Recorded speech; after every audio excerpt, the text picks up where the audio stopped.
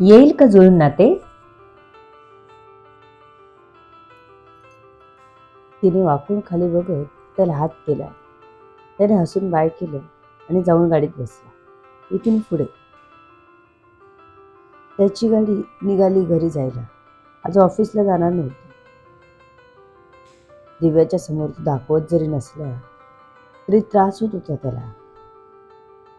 शिव, डॉक्टरला घरी बोला, मला पोटात दुखायला लागलं, आदित्य म्हणाला. बॉस, दिव्या मॅडमना माहीत नाही ठीक आहे, तुम्हाला स्वतःला माहीत आहे ना, आपल्याला बाहेरचं जेवण सूट होत नाही. मग तुम्ही का जेवलात? शिवने विचारलं. शिव प्रेमात पड, मग कळेल तुला. तेव्हा दिवा काही करायला म्हणते ना, मला नाहीच बोलता येत नाही. एकदम तिच्यासमोर सर्व शून्य वाटतं. तिला कसलाच त्रास नको, तिला कोणी बोलता नाही असं आतून सतत वाटत राहतं. आदित्य म्हणाला. त्याला आजचा तिचा अल्लडपणा बघून घरी आल्यावर कसं करेल? मॉम त्याची नक्कीच टोकणार हे माहीत होते, म्हणून काळजीही लागली होती. तिच्याकडून आल्यावर डॉक्टरकडे जावं लागलं हे कळल्यावर मॉम बदलू शकते ही भीती होती. शिव, क्लिनिकलाच जाऊ, तू बोलून घे डॉक्टरांशी, आदित्य म्हणाला. ओके, म्हणून काकांना गाडी क्लिनिकला घ्यायला सांगितली. चेक करून आदित्य घरी आला. मॉम त्याला चिडवायच्या तयारीतच होती. आधी आलास? लवकर आलास? मॉमने विचारलं. हो मॉम, बरं वाटत नाही, म्हणून सरळ बेडरूममध्ये गेला. त्याची मॉम त्याच्या पाठोपाठ बेडरूममध्ये पोहोचली. आधी काय वाटतंय? मॉमने विचारलं. पोटात दुखतंय, मी डॉक्टरकडे जाऊन आलो, झोपतो थोडा वेळ, म्हणून आदित्यने सरळ मोबाईल काढून टेबलवर ठेवून बेडवर आडवा झाला. दुसऱ्या मिनिटाला त्याचा डोळा लागला. त्याला स्वतःलाही आरामाची गरज वाटत होती. मॉमने येऊन त्याच्या डोक्याला हात लावून ताप चेक केला. त्याला झोपायला देऊन पांघरून घालून खाली गेली. त्यांना आदित्यची काळजी वाटत होती. इकडे दिव्यालाही आदित्यची काळजी वाटत होती. तिने मेसेज केला पण त्याचा काहीच रिप्लाय आला नाही. थोड्या वेळाने तिने पुन्हा मेसेज केला, तेव्हाही रिप्लाय नाही. मग तिला जास्तच आदित्यची काळजी वाटू लागली. शेवटी तिने कॉल केला. गाढ झोपलेले आदित्य फोनच्या रिंगने जागा झाला. बाजूला हात करत त्याने कॉल रिसीव्ह करून फोन कानाला लावला. हॅलो. आदित्यने झोपेतच उचलल्यामुळे आवाज घोगरा आणि हळू येत होता. सर, तुम्ही बरे आहात ना? मी केव्हाचे मेसेज केले आहेत, उत्तर का नाही दिलं? तुमचा आवाज असा कळतोय. दिव्या एकामागे एक प्रश्न विचारत होती. त्यातून तिची काळजी स्पष्ट दिसत होती. तिला तो ठीक आहे ना हे जाणून घ्यायची घाई लागली होती. दिव्या, रिलॅक्स, मी ठीक आहे. आता आदित्य बेडवर उठून बसला होता. त्याने जरा आवाज व्यवस्थित काढत म्हणाला. मी आलो आणि गोळ्या घेऊन झोपलो. ते तुझ्या कॉलमुळे जाग आली, नाहीतर अजून झोपलो असतो, आदित्य म्हणाला. ओके, बरे आहात ना? मग ठीक आहे, ठेवते फोन, दिव्या म्हणाली. एवढ्यात कुठे, आता माझी झोप मोड केलीस? ते बोल तरी, आदित्य म्हणाला. सर, तुम्ही आराम करा, मला बरं वाटलं की बोलू आपण, दिव्या म्हणाली. दिव्या, मी एकदम ठणठणीत आहे, माझी काळजी करू नको. आता झोपूनही उठलोय मी, तू बोल, आदित्य म्हणाला. तसं दिव्याला काय बोलू हाच प्रश्न पडला होता. ती गप्प राहिली. मग चुप्पी सोडायला आदित्यने बोलायला सुरुवात केली. दिव्या, तुला तिथे सोडून यायला माझं मन अजिबात नव्हतं. तुला इथे घेऊन यायला मन करत होतं, म्हणून तुला माझ्या समोर घरी जायला सांगितलं, नाहीतर तुला उचलून घेऊन आलो असतो मी, आदित्य म्हणाला. तशी दिव्या रागवली. सर, हे असं बोलणं बरं दिसतं का? तुम्ही घेतली का? दिव्याने थेट त्यालाच प्रश्न केला. नाही, कदाचित गोळ्यांचा असर असेल, आदित्य असंच म्हणाला. Okay, bye. दिव्या म्हणाली. दिव्या, मी घेतो कधीतरी. तू मला रागावलीस ना तेव्हा खूप वाईट वाटलं होतं. तेव्हा घेतली होती आणि डील फायनल झाली ना तेव्हा घेतली होती, आदित्यने सांगितलं. दिव्या गप्पच राहिली. हे दिव्या बोल काहीतरी, मगापासून मीच बोलतोय, आदित्य म्हणाला. पण मला नाही आवडत, दिव्या म्हणाली. तू मला त्रास नाही दिला तर मी कधीच घेणार नाही, आदित्य म्हणाला. तो सहज बोलला होता. तिने ओरडून बोलली. बोलताना त्याला दुसरेपणाने बोलायची यासाठी बोलत होता. दिव्या इकडे आजच्या घडलेल्या सर्व गोष्टीसाठी लावून घेत होती.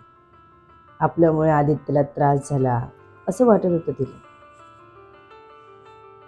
माझ्यामुळे तुम्हाला त्रास झाला ना, दिव्या म्हणाली.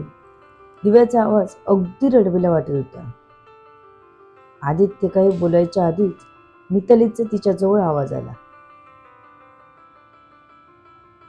देव, रडते कशाला? तू काही मुद्दाम केलंस का? मितालीचा आवाज आदित्यने फोनमधून ऐकला. आता दिव्याचा अजूनच रडण्याचा आवाज येत होता. इकडे आदित्यला तसंच तडक उठून तिच्याकडे जावं असं वाटू लागलं. त्याने बेडवर उठून तोंड धुतलं. टॉवेलने पुसत तो आपल्या वॉर्डरोब जवळ जाऊन उभा राहिला. ब्लूटूथ कानाला लावून मोबाईल टेबलवर ठेवला. दिव्याच्या हुंदक्यांचा फक्त आवाज येत होता. आदित्य तिच्याकडे जायची तयारी करत होता. दिव्या, आधी नीट बोल सरांशी, नाहीतर त्यांना काळजी लागेल. ते इकडे यायला निघतील, चालेल तुला? मिताली म्हणाली. तशी दिव्याने लगेच फोन कानाला लावला. सर, दिव्या म्हणाली. मी येतोय, आदित्य म्हणाले. तशी दिव्या घाबरली. इकडे सर आले तर कसं चालेल? नको सर, प्लीज नका येऊ. तुम्हाला आधीच बरं नाही, अजून तब्येत बिघडली माझ्यामुळे तर मला स्वतःलाच ते आवडणार नाही, मलाच गिल्ट वाटेल जास्त, दिव्या म्हणाली.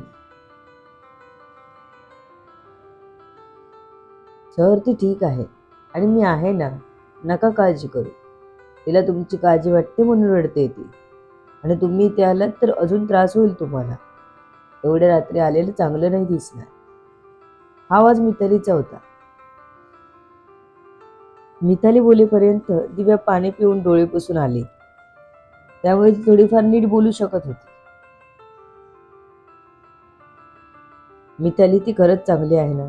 मी यायला निघालोय, जास्त नाही, 5 मिनिटात पोहोचेल. तिला नाहीतर गेटवर यायला सांग, मी तिथून भेटून जाईन, आदित्य म्हणाला. तर नको एवढ्या रात्री, बरं नसताना अजिबात बाहेर पडू नका. दिव्याला बघायचं असेल तर व्हिडिओ कॉल करा, मिताली म्हणाली. ओके, आदित्य म्हणाला आणि लगेच व्हिडिओ कॉल केला. तो दिव्याने उचलला. माझी जंगली कॅट रडते, आदित्य म्हणाला. नाही, मी ठीक आहे, तुम्ही काळजी घ्या. काही वाटलं तर कॉल करा मला, पण येऊ नका इकडे, दिव्याने सांगितलं.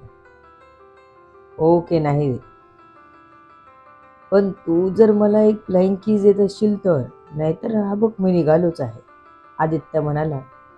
तशी दिव्या लटकन रागवली. सर, तुम्ही पण ना जाम हट्टीपणा करता, दिव्या म्हणाली. फ्लाइंग कीज, आदित्यने आठवण करून दिली. तिला एकटक बघत होता.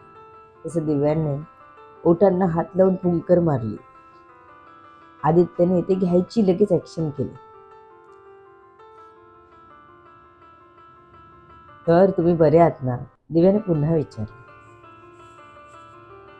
नाहीये बरा, येतेस तू माझ्याजवळ बरं करायला, आदित्य म्हणाला. तशी दिव्या एकदम गडबडली, कारण जवळच मिताली उभी होती.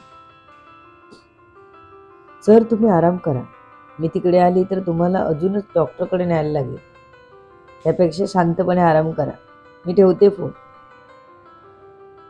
तुम्ही नको तिकडे भरकटत जाता, दिव्या म्हणाली आणि आदित्य हसला. दिव्या, हे माझे भरकटण्याचेच दिवस आहेत. तुझ्याजवळ येऊन शांती मिळते मला. हे आदित्य जरा जास्तच बोलत होता. दिव्याला हे पचणारं नव्हतं. बाय सर, दिव्या म्हणाली आणि कॉल पटकन कट केला. छातीवर हात ठेवत स्वतःला नॉर्मल केलं. तिला मिताली बघत होती. गाल गुलाबी झाले होते लाजेने. ती तिथून लगेच बाजूला झाली. मग मितालीनेही जास्त वाढवले नाही. इकडे तिला छेडून आदित्य हसत होता. किती लाजते, तिलाही लाजता येतं. तो मनाशी म्हणत बसला होता की दरवाजा उघडण्याचा आवाज आला. त्याने वळून बघितलं तर मॉम होती. त्याला बघून हसत होती. बरं वाटलं माझ्या बाळाला, मॉमने विचारलं. हो, मला भूक लागली आहे, मी येतो खाली, आदित्य म्हणाला आणि वॉशरूमला निघून गेला. मॉमचा आदित्यला चिडवायचाच मूड होता, पण आदित्यला बरं नाही वाटत म्हणून त्या काहीच बोलल्या नाही. त्याने टेबलवर जेवण घ्यायला सांगितलं. आदित्य आला. आज हलकं जेवण घेणार होता तो. आज पोटाला खूपच त्रास दिला होता त्याने. पुन्हा काही गडबड नको होती. जेवण झाल्यावर तो बेडरूममध्ये आला. त्याने मेसेज केला दिव्याला. Will kill you, I miss you. आदित्यने पाठवलं. कशाला मिस करताय, शांतने झोपा, आरामाची गरज आहे. मला मिस करून आराम नाही मिळणार, दिव्या म्हणाली. आदित्यने पाठवलं. बाय, दिव्याने पाठवलं. बाय बाय करत राहतेस का एक सारखी? बोल ना, एवढे लगेचच झोपतेस, आदित्यने पाठवलं. त्यांचं टॉम अँड जेरी चालूच राहणार. जवळ आलेले नातं धुळेलच असं नाही, पण दोन प्रेमी किती जिद्दीने उभे राहतात बघू. To be continued. बघू पुढे काय होतंय. सर्व गोष्टी कळण्यासाठी आरबी फीवर व्हायरलवर पुढील येणारे भाग वाचायला आणि ऐकायला विसरू नका. तुमच्या अमूल्य प्रतिसादाची आतुरतेने वाट बघते. लेखिका शब्दवेदी उर्फ संतोषी राणे पाताळे. धन्यवाद. माझ्या इतर कथा इथे तुम्ही ऐकू शकता. अबीर, पुन्हा नव्याने, गुंतलेले मनवेडे तुझ्यासह.